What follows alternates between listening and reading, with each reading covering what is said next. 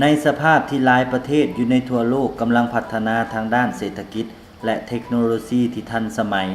แต่สิ่งที่สวนทางกับการพัฒนาเศรษฐกิจนั้นแม่นปัญหาปรากฏการณ์หย่อท่อต่างๆที่เกิดขึ้นอยู่ในสังคมทั่วโลกตอนนี้บ่ว่าพวกเราจะอยู่ไสก็ตามเมื่อเปิดโทรภาพวิทยุ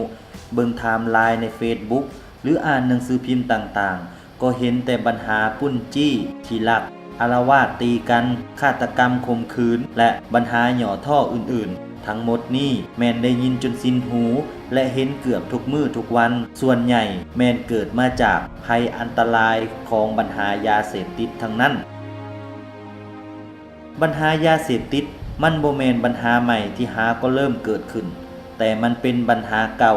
ที่เกิดขึ้นมาดนนานแล้วอยู่ในหลายประเทศทั่วโลกจนกลายเป็นสิ่งที่ท้าทายซ้ำเฮือให้หลายประเทศปัญหายาเสพติดหลายประเทศแม้นได้ให้ความสำคัญในการต้านและสกัดกั้นปราบปรามแต่ปัญหาดังกล่าวบ่หมดไปจากสังคมจักเทื่อ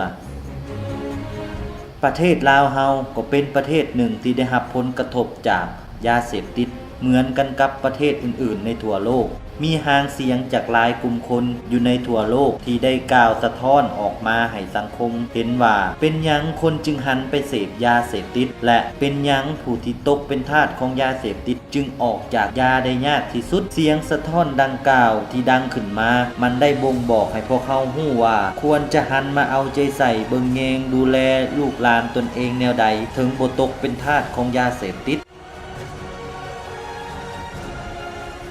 ปัญหาดังกล่าวก็มีนักเชี่ยวชาญหลายท่านจากหลายสาขาก็ยังค้นคว้าหาคำตอบที่แท้จริงบ่ทันพบแต่ก็มีนักเชี่ยวชาญบางกลุ่ม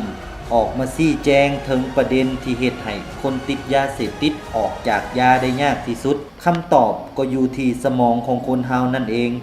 สมองของคนเฮาเป็นส่วนที่สำคัญที่สุดในการควบคุมเฮ็ดหน้าที่เกี่ยวกับการทำงานของอวัยวะต่างๆในร่างกายโดยเราสามารถแบ่งสมองออกเป็น2ส่วน 1. สมองส่วนที่ควบคุมความอยากมีหน้าที่ในการควบคุมอารมณ์พฤติกรรม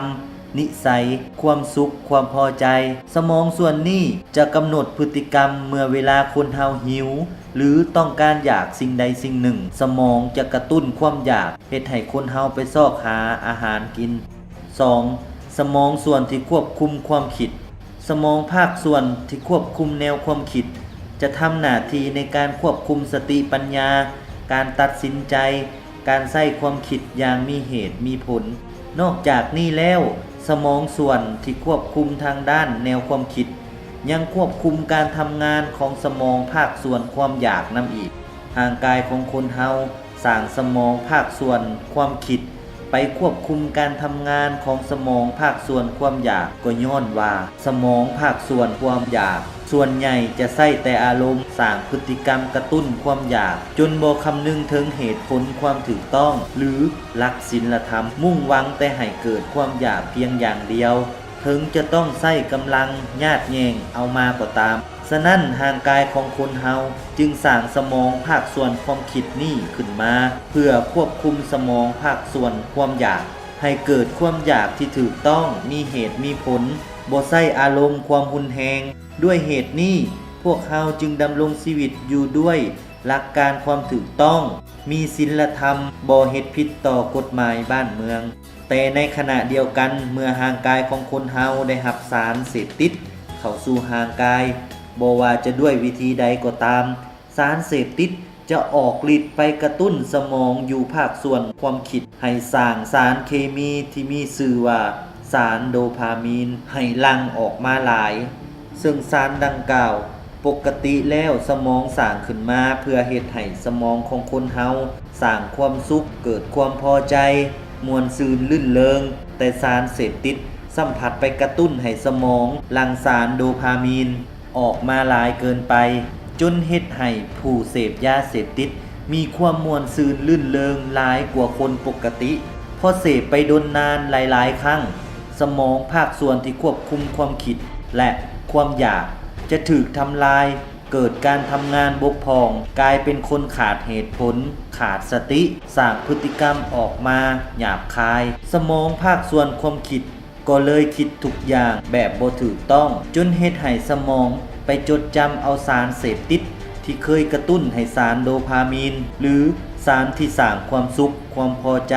หลั่งออกมาหลายตอบสนองการสร้างความสุขความพอใจให้แก่ตนเองและสุดท้ายสมองภาคส่วนแนวความคิดและความอยากก็ถูกครอบงำจากยาเสพติดเฮ็ดให้สมองไปจดจำสิ่งที่เกิดขึ้นแบบผิดๆเช่นสภาพแวดล้อมสถานที่บ่อนที่เคยมั่วสุมยาเสพติดจดจำหมู่เพื่อนที่เคยเสพยาด้วยกันในทางกงกันข้ามในเมื่อผู้ที่เคยเสพยาเสพติดบ่ได้รับยาสมองจะขาดสารโดพามีนหรือสารสร้างความสุขเฮ็ดให้สมองของผู้ติดยาหงุดหงิดไส้อารมณ์ขาดเหตุผลขาดความสุขความพอใจและด้วยเหตุนี้จึงเฮ็ดให้สมองต้องการยาเสพติดเพื่อเอาไปกระตุ้นให้มีการหลั่งสารโดพามีนออกมาตอบสนองการสร้างความสุขความพอใจให้แก่ตนเองจึงเฮ็ดให้ผู้ติดยาเสพติด